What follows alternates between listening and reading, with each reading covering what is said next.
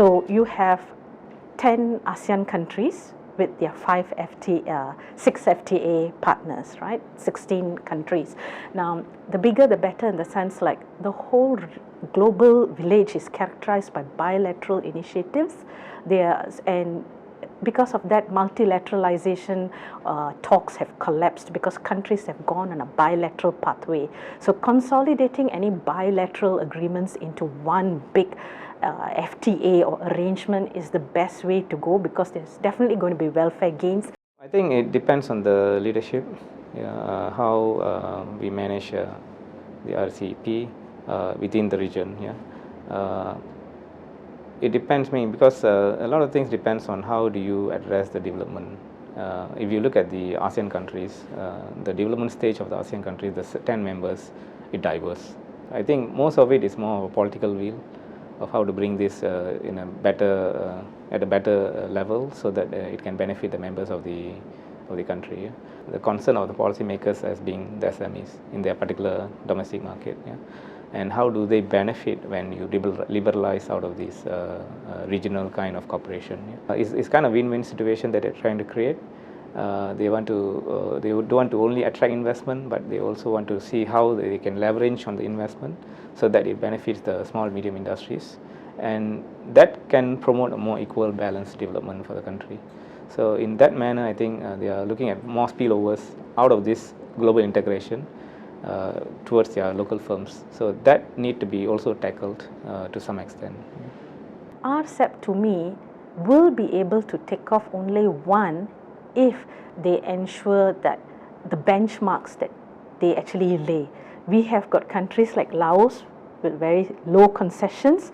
We have big players like Australia and New Zealand. So which denominator do you go with, to push the whole arrangement together? It's not an issue within the 10 ASEAN countries. It's within the remaining 6 that do not have FTAs with each other. But I think the timing is just great now for RCEP, provided ASEAN is able to motivate takes the lead role and motivate some of the concessions there, and decides which denominator best to go for.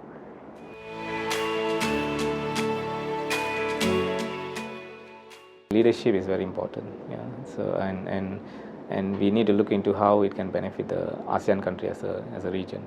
Of course, the market is big, and we haven't potentially utilized those markets. There's a lot of barriers currently, and the interests of the members are diverse, and I think we need to bring this together to see in what areas we can work together. Identifying common areas will be the first step. Integrating the regional issues within the national policy is very important for us to bring it up further. When you're drafting the national policy, it's very important to look into the global issues and how do we engage the member countries to also formulate a national policy which is in par with other national policies.